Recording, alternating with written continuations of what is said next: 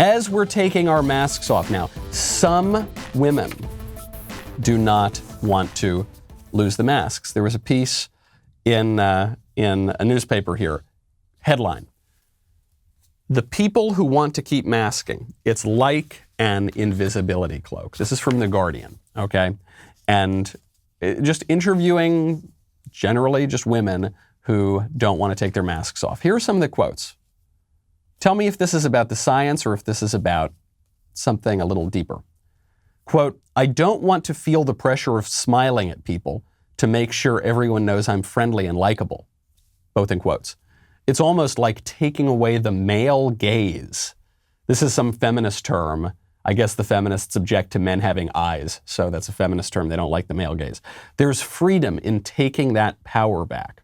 So this isn't about I'm afraid to get the virus or whatever. This is, I don't want to have to smile at people. And this woman is framing it in a feminist way, saying this is about the male gaze and taking power back from men. But no, what this is about is her selfishness and her self-indulgence. She doesn't want to even have to smile at people to show that she's friendly and likable. That most basic demand of society to just sort of be friendly, to smile and not be ornery all the time, she doesn't want to have to take on that obligation of society. She wants to do whatever she wants to do at any given time, and you can't say boo about it. Another one, quote, "Maybe it's because I'm a New Yorker, maybe it's because I always feel like I have to present my best self to the world, but it has been such a relief to feel anonymous. It's like having a force field around me that says, don't see me." Wow, so this is really profound. And especially coming from a New Yorker, because I think a lot of people believe that if you're in a city, you know a lot of people because you're always around a lot of people. And if you're in a small town, you don't know that many people. But it's actually the opposite. If you're in a city, you can be anonymous. If you're in a small town, you cannot be anonymous. And the people who are drawn toward that sort of anonymity want more and more and more of it. The mask here, not about the science, the mask being about this idea that I can just totally do whatever I want without being judged for it, without being known. Think about this. When people have fantasies, they'll often pretend to be invisible. Right? They can just totally be invisible. When a little child is playing, one of the pretend games they'll play is invisibility, and I can just do whatever I want. And what invisibility fantasies and games are about is about the ability to live without the forces of the moral universe on you, without the judgment, without the accountability. I don't want to be accountable to anybody. I don't want anyone to know who I am and to hold me accountable for what I'm doing. And then finally, quote, "It's a common consensus among my coworkers that we prefer not having customers see our faces." Not having customers see our faces. Oftentimes when a customer is being rude or saying off-color political things, what does that mean? Being a Republican? Off-color political things, meaning non-leftist? I'm not allowed to grimace or make a face because that will set them off. Oh my goodness gracious. This woman's obviously in retail. The old expression, the customer is always right, that's wrong. According to this woman, I am always right. The retail worker is always right.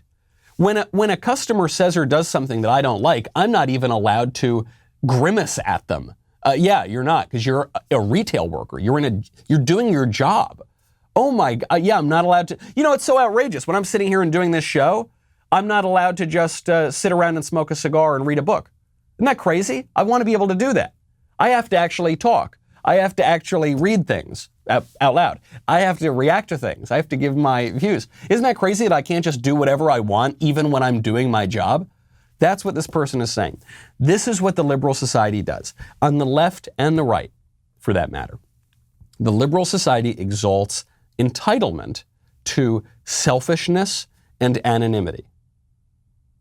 This is why in a great many moral matters, even in the culturals, even in the sexual matters, even in the social matters, the left and the right are almost in perfect agreement that all that matters is consent. As long as you consent to do something, people ought to be able to do whatever they want. Now, this is a very new idea.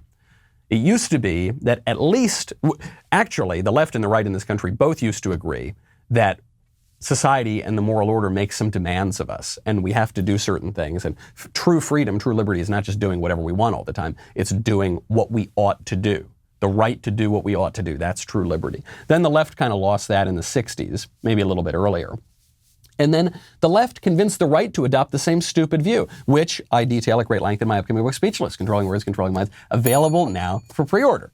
You can also get an autographed first edition at Premier Collectibles. The right adopted the left's view on this sort of thing, and so now we basically just seek the same things. We seek a total private sphere, no demands on us from society. The way this expresses itself on the left is to say that society is awful, so it has no right to make a demand on us, or to say that, you know, our true selves are just whatever our most base desires are, and we have an obligation to follow those desires no matter how crazy they are. That's how it expresses itself on the left. And on the right, it expresses itself in this kind of Ayn Rand craziness of, you know, the virtue of selfishness, that actually charity and care for our neighbors, somehow that's wrong because of some paperback writer from the 20th century who convinced people to throw away the moral order and the conservative tradition. Oh no. Do not go anywhere before you subscribe, before you ring that bell. Very, very important. Finally, the Faucis of the world are letting us unmuzzle ourselves. Big tech wants to keep us digitally muzzled, so make sure you subscribe. You will be able to get all of the notifications. See you on the next one.